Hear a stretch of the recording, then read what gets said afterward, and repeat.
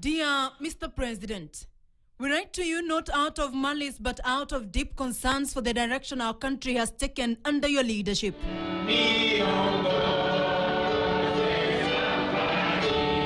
You have often presented yourself as a man of faith, associating yourself with the church. It is from that very foundation of faith that many now look to you, asking whether the values so often proclaimed will be reflected in the choices made by your administration.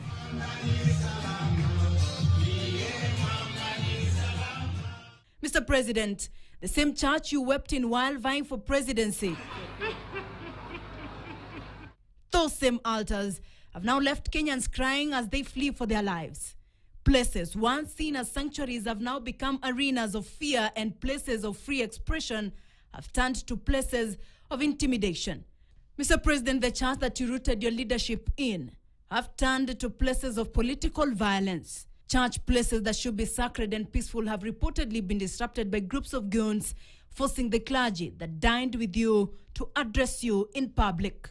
Attacking people in a sacred place is an attack on the honor of the church. Jesus Christ our Lord. Mr. President, these were your words. Hii siasa, sisi ndio mafundi wa hii kitu. Hii siasa tunajua kuitengeneza siasa vizuri. But, Mr. President, is this the way of kupanga siasa?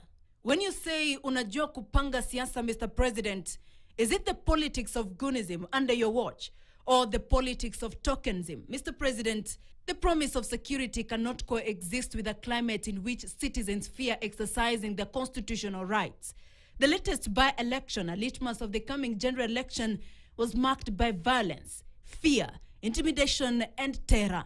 With exactly 1 year to the general election, Mr. President, what is your plan of kupanga siasa? Na musikuwe na wasiwasi. Relax. Relaxing while the nation collapses under the weight of goonism is where we, the media, will draw the line. As if that is not all, they've also picked a few lessons on how you want demonstrating citizens to be handled. We are going to use whatever means that is available to make sure that we stabilize the country. Could it be that such utterances have emboldened the armed men who now shoot recklessly into the air? I will take this opportunity and remind them of Boniface Kariuki, the mask vendor. Your government was ready to defend the act. Mr. President, this is the very man you have now appointed as the face and voice of your government, Charles Owino. A man who time and again has been accused of dismissing facts and choosing to defend his colleagues, only for IPOA to reveal a different story. Yet, hours after your promise of dealing with goonism and organized violence, you have entrusted Charles Owino with the responsibility of speaking on behalf of your administration and shaping the message delivered to Kenyans. Well, positions, roles, and appointments are temporary, but Mr. President, peace of the nation cannot be traded with anything. Remember, you promised peace, Mr. President. Goons and all these other characters, criminals, should be stopped.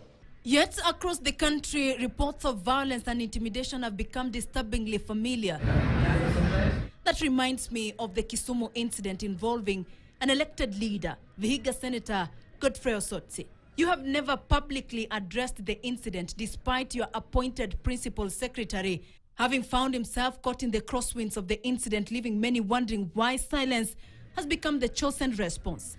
The same PS, Raymond Omolo, has been accused of organizing goons in his backyard whenever rallies are organized to oppose your government, yet you remain quiet about all this. Mr. President, you can run from the truth, but you cannot outrun it abroad because international confidence also appears to have been affected. Travel advisories issued by foreign governments, including Canada's decision to advise its citizens against travel to Kenya or to exercise increased caution, raises difficult questions about how our country's security is perceived abroad. I therefore ask you, why has your promise of security failed to become a true shelter of safety for many Kenyans? What concrete steps is your government taking to end political violence, criminality, and reported abductions?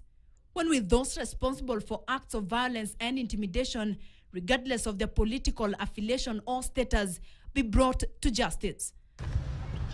Mr. President, history will judge your presidency not by the grandeur of the promises made, but by whether you protected the lives, rights, and dignity of the people you sought to serve. The people of Kenya deserve more than assurance. They deserve clear answers, genuine accountability, and leadership whose actions reflect its words, because a nation's trust is built when those in power ensure that their actions carry the same weight and truth as their words. Yours sincerely, Concerned Citizens.